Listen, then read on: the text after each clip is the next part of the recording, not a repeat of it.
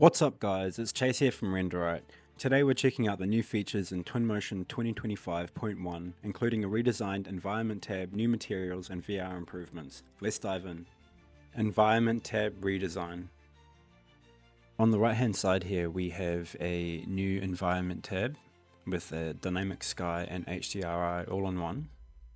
So you can quickly change between the Dynamic Sky and HDRI within this Environment tab.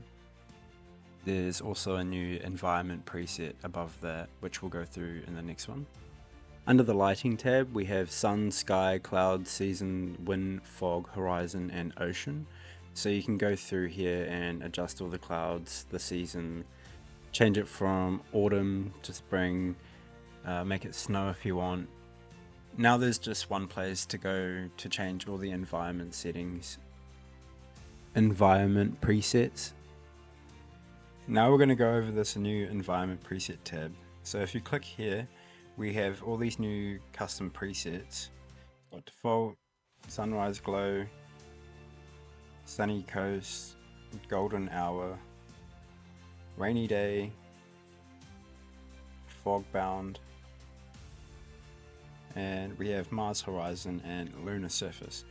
These are all default from the Twinmotion library now. So these are automatically put into Twinmotion when you come in, and you have access to use these presets in any of your projects, which is really handy. Now we're going to create a custom preset. So if we just click the plus button, it's going to create a preset based on whatever environment settings we have in our image. So you could rename those and create your own rainy day environment preset or anything like that, which is really cool. Just creating another custom preset. I've just enabled Volumetric Clouds, which is a new feature in the 2025.1 preview. I've gone to my custom environment preset panel and I'm just going to click the plus button. So that's created another preset for me, which is including my Volumetric Clouds. Volumetric Clouds. On the right hand side under the environment tab, you have clouds, and then you can choose from 2D or volumetric. So when you select volumetric, you have a few cloud presets which you can choose from, or you can go through and create your custom clouds. So these are just some presets of real world clouds that you can select from, and you can go through here, which look pretty cool. It also creates shadows and changes the atmospheric density and all of that type of stuff. So you can go through and change the amount of clouds, the height of the clouds. If you scroll down, you have appearance, you have scale, you have vertical extent of the clouds, how tall they are basically. You have flat bottom. You have puffiness, you have density, so this is how dense the clouds are. You have cirrus clouds, which are the clouds in the background, the higher clouds. You can also change the color of the clouds, which is pretty cool. Underneath this we have more settings of distribution, so you have radial dissipation. So you can go through and fully customize your clouds, choose the radius, so how far the dissipation of these clouds goes. So here you can see the effect. You can invert the radius of that, so change it to go the other way. Directional, so you can change the direction of it and the angle. So it's really kind of fully customizable, these volumetric clouds in Twinmotion 2025.1 preview. You can enable affected by wind, so when you turn these clouds on and increase the speed factor, and I think you have to go to the environment tab and also increase the wind speed. So once you do that, you can actually see the clouds moving in the sky. For animations and stuff like that, that'll be quite cool for time lapses and all that type of stuff. Once you've done that, you can actually click the plus button and it'll create a preset of a cloud that you've created. Underneath the cloud presets, we have random seed. So clicking this will generate a random variation of the clouds. which is helpful if you want to change it up a bit. Exponential Height Fog improvements. Under the Fog tab in the Environment panel, you can enable this, and then you have Density, so you can just go ahead and turn that up and increase the height as well, which is the height of the fog. I'm just going to turn around here to my lake house retreat. Just going to adjust my height of my fog, and I'm going to go to color and just adjust the color of the height fog to a slightly blue kind of green color. I'm just going to increase the density of that. Now we're just going to take a look at what it looks like in Path Tracer. Already you can see an increase in the quality with the fog, but now I'm going to take it internally and take a render inside viewing outside with the fog, which is going to look quite cool. So I'm just finishing setting up an image inside.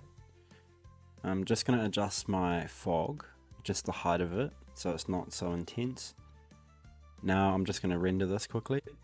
Now that that's finished, you can see outside now the quality of the fog has increased a lot, and then you mix it around with the volumetric clouds and it really creates a scene. Additional options for sun and sky. Under the Environment tab, select Sky, and you have an option for Turbidity. Turbidity is a setting that affects the clarity of the sky and the environment. The Atmosphere Density setting allows you to adjust the overall density of the air in your scene, impacting the color and appearance of the sky. If we move on to changing to the HDRI, we can scroll down to the Directional Light setting and untick Match HDRI. So now we can go through and adjust the intensity of the light. We can also adjust the rotation of the Z-axis and X-axis. Configurations. With configurations now in Twinmotion, you have the ability to create variations that are interactable as well. So you have these little symbols that you can place in your scene and go through, and you can change materials or different variations of furniture and stuff like that. The configurator is its own thing, so I'm going to create a separate video on how to set one of these scenes up. Projector Light. I've created my own cinema in the Lake House Retreat. I'm just going to make it dark time, just to add a little bit of ambience. I'm going to get rid of the spotlight here. So I'm going to go up to Lights and select the new Projector Light.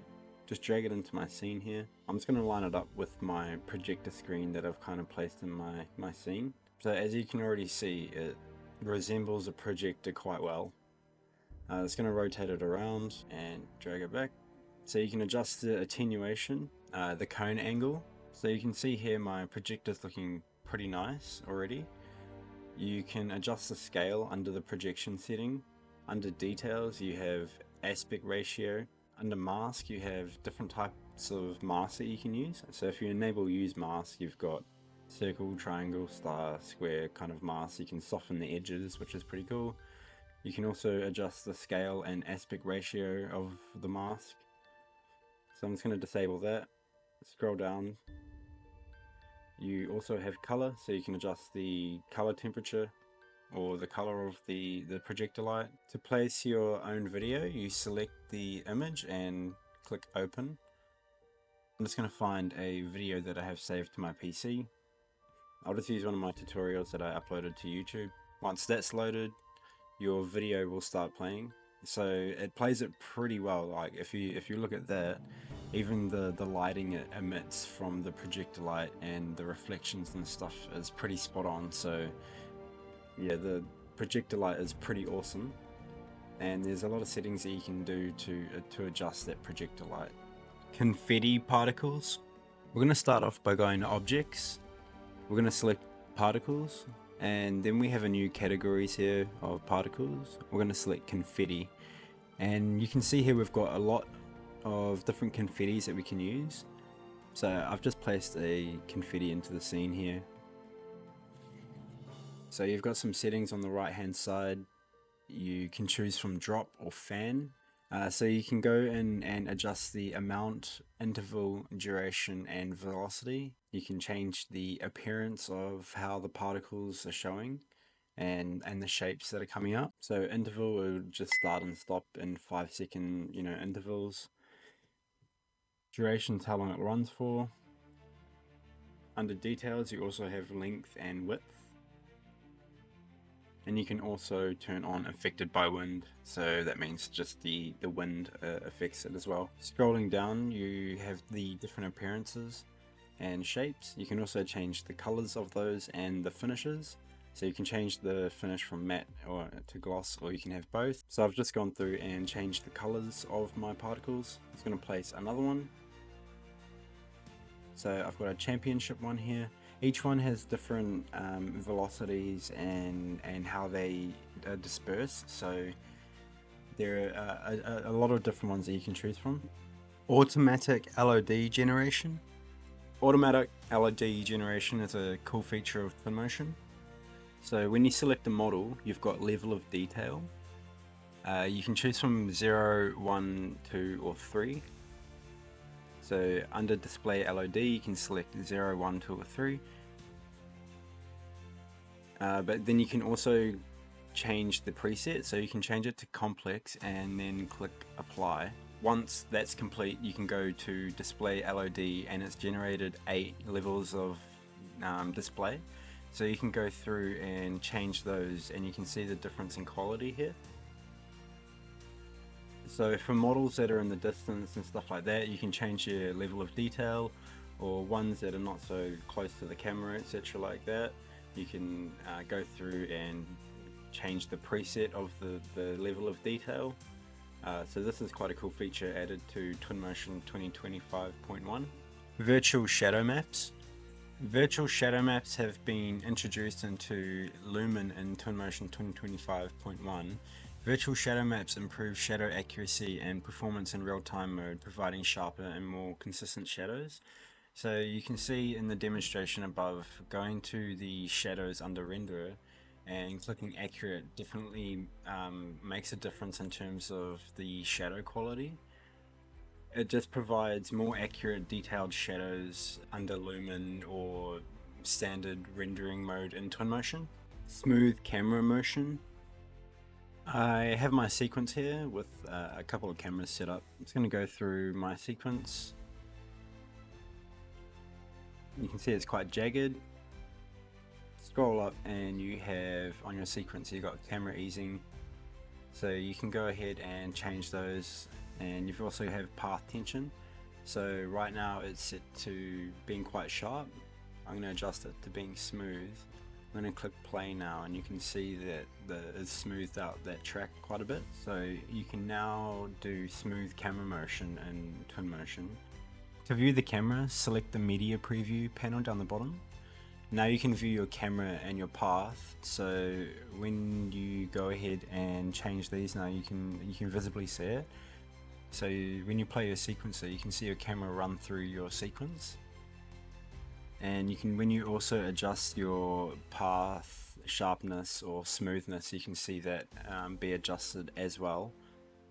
You can also click the points on your path to adjust the camera, which is pretty cool. So you can kind of customize your camera path while looking at it. New camera options. Action cam target. So under the sequence option, when you've got a camera set up, you want to go under details and click object to track. Then you want to click your object. So I've just clicked these people's faces here, update that, and then go ahead and select and create another camera. Click plus. It's created another camera which has set up a camera sequence and has enabled tracking. So if you click play, it's enabled tracking on my targets here. So that's a really cool feature in Twinmotion 2025.1. Next one is the orbit camera rig. Just set up a sequence and then go to the 3 dots here and add orbit camera. Once that's set up, you have an orbit camera placed into your sequence. Click the media preview to view your orbit camera. Now you can see your orbit camera with your target point in the middle. You can click play and you can see your orbit camera rotate around the target point. So this orbit camera has a lot of settings that you can adjust. Under orbit camera you have radius, start angle and end angle. You can also inverse the orbit and add a height offset, which is quite cool. Enhanced materials. So here I have the Audi automotive scene. I'm going to go to the Twinmotion materials and scroll down to tire. Under tire we have 4 different types. We have touring, slick, performance and winter.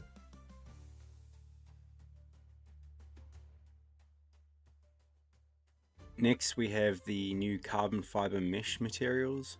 So in the Twinmotion material library, to go to the metals, scroll down and you'll find the new coated carbon fiber 01, 02, 03 and 04.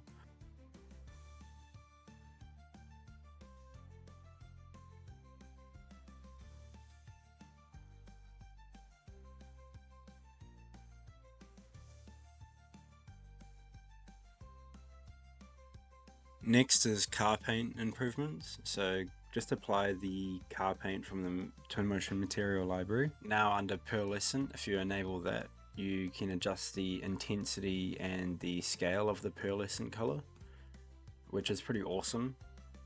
You can definitely fully customize the pearlescent color now.